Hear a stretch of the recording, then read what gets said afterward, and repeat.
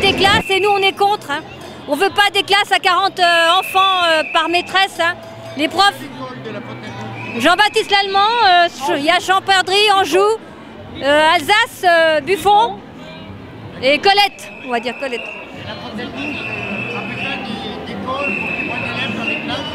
Oui, on a tout fait, on a fait pétition, tout, manifestation et on continuera jusqu'à que, qu'ils plient quoi, qu'ils changent leur politique. Et ben les fermetures de classe, moins de profs, je sais pas moi, vous avez une idée? Voilà, halte au démantèlement des maternelles et des primaires, des collèges, des lycées, des universités aussi pendant qu'on y est. Si, si.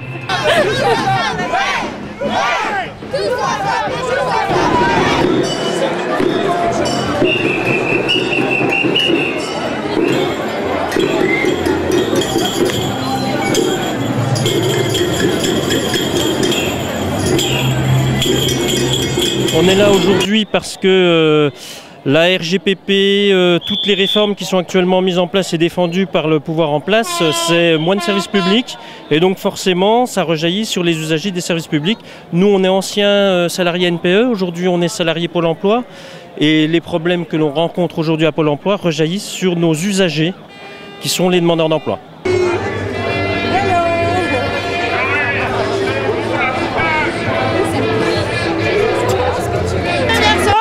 Parce qu'à l'heure actuelle, on a des réductions de postes, on met des malades dans des brancards, on ne compte même plus les places qui manquent, mais on nous demande le nombre de surnombre qu'il y a. Voilà, on est en manque de moyens, en manque de personnel, on peut plus, les malades ne sont plus bien soignés à l'heure actuelle. Voilà.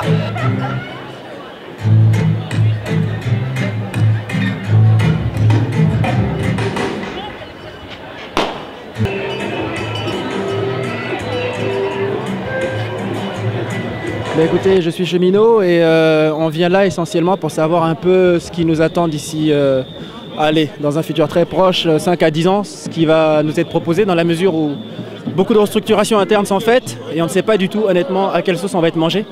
Nous, en tant que cheminots, on ne sait absolument pas que va devenir notre enseigne. On ne sait pas concrètement comment on va devoir être appelé à travailler demain. Quand on va travailler avec ces sociétés européennes qui vont arriver, comment ça va se passer? On part en déplacement? Est-ce qu'on part en tant que manouche? Excusez-moi du terme. En tant que manouche, est-ce que c'est encadré sérieusement? On perd vraiment des valeurs qu'on avait il y a encore quelques années.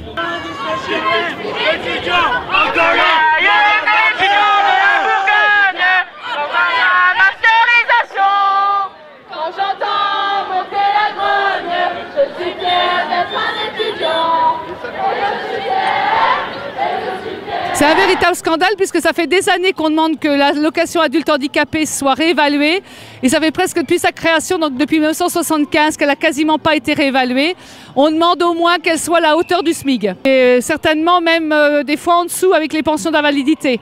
Parce que des fois, c'est des fois un peu compliqué les lois françaises, ce qui fait qu'ils ne peuvent pas toujours prétendre à l'AH.